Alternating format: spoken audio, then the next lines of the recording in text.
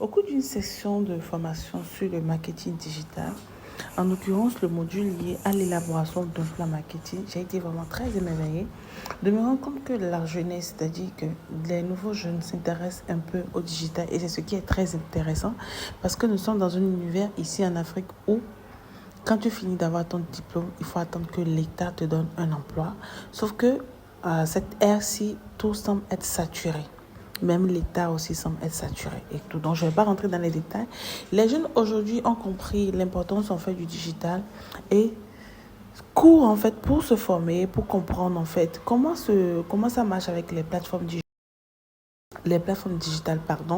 comment les choses évoluent, c'est quoi les réseaux sociaux, et quand on parle de réseaux sociaux, qu'est-ce qu'il faut retenir. Donc, au cours de notre section sur l'élaboration d'un plan marketing, aujourd'hui, nous avons abordé brièvement les objectifs d'un plan marketing qui, selon moi, on ne peut pas démarrer le marketing sans avoir des objectifs, on ne peut pas démarrer le marketing sans savoir ce qu'on est en train de viser. Puisque quand on vient sur les réseaux sociaux, c'est pas du social, c'est du business.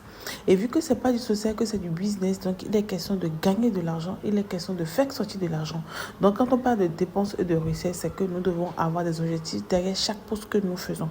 Donc nous avons abordé les objectifs de l'entreprise, les objectifs liés à l'acquisition de nouveaux clients, des objectifs liés à la fidélisation des clients déjà existants. Et tout parce que si nous ne fidélisons pas la clientèle qui existe, ça va être compliqué puisque nous aurons déjà investi de l'argent sur eux et les laisser vivre, c'est comme si nous les laissons à la concurrence. Et après, des objectifs qui sont liés à l'augmentation de la notoriété de la marque. Sans oublier des objectifs liés à l'optimisation des ventes. Et à ce niveau, nous allons parler de lancement de produits, de promotion et des offres spéciales que l'entreprise qui est proposée en fait à son entreprise. C'est vrai que pour moi, c'est de nouvelles notions pour pour ces étudiants. Mais je me dis qu'au fur et à mesure qu'ils vont s'exercer en fait sur le digital, ils vont apprendre de nouvelles choses puisque c'est en faisant qu'on devient et tout. Donc essentiellement, nous avons abordé aussi le positionnement de l'entreprise sur le marché puisque l'entreprise vient dans un milieu concurrentiel.